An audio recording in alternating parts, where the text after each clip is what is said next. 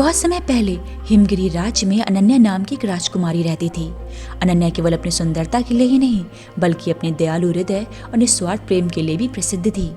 उसके राज्य के लोग उसे अपनी बेटी की तरह मानते थे और वह भी हर किसी के दुख दर्द को अपना समझती थी। एक बार राज्य में भीषण महामारी फैली, लोग बीमार पड़ने लगे, कई बच्चे अनाथ हो गए और राज्य में हर ओर मातम छा गया।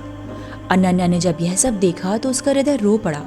उसने तुरंत राजवैद्यों और मंत्रियों से इस महामारी का इलाज ढूंढने को कहा, पर वैद्य और मंत्री सभी ने कहा, राजकुमारी, इस महामारी को रोकने के लिए अमरधारा औषधि चाहिए जो केवल हिमालय की ऊंची चोटी पर स्थित है, लेकिन वहां तक पहुंचना असंभव है। यह कार्य प्राणों से खेलने के समान है। राजा ने यह सुनकर आदेश दिया कि कोई भी राजकुमारी को इस काम में शामिल ना करे, लेकिन अनन्या का मन यह स्वीकार करने को तैयार ही ना था। वह जानती थी कि उसके लोग पीड़ा में हैं और वह चुप नहीं बैठ सकती। एक रात जब महल में सभी लोग सो रहे थे, अनन्या ने साधारण कपड़े पहने और अपने घोड़े पर सवार होकर हिमालय की ओर चल पड़ी। रास्ता कठिन था, गहरी खाइयां, ठंडी हवाएं और बर्फीले तूफान, लेकिन अनन्या के कदम नहीं रुके। वह ठोकरें खाती, गिरती और फिर उठकर आगे बढ़ती। कई दिनों की कठिन यात्रा के बाद वह हिमालय की चोटी तक पहुंची।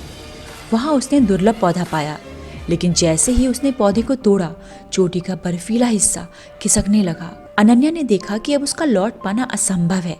उसने पौधे को अपने पास कस के पकड़ लिया और अंतिम क्षणों में प्रार्थना की, हे ईश्वर, मेरे प्राण इस पौधे के साथ भले ही समाप्त हो जाएं, लेकिन इसे मेरे राज्य तक पहुंचने दे ताकि मेरे लोग बच सकें। अगले दिन राजा के सैनिकों को पहाड़ के नीचे एक पोटली मिली। उसमें वही दुर्लभ पौधा था जिसे राजकुमारी अनन्या ने अपने जीवन की कीमत पर लाया था। जब यह खबर महल और राज्य तक पहुंची तो हर कोई फूट फूट कर रो पड़ा।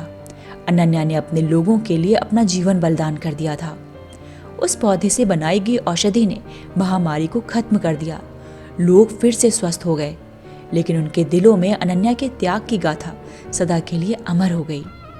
महल के सामने अनन्या की एक मूर्ति बनाई गई जिसमें वह अपने हाथों में वह पौधा पकड़े मुस्कुराती हुई दिखती है।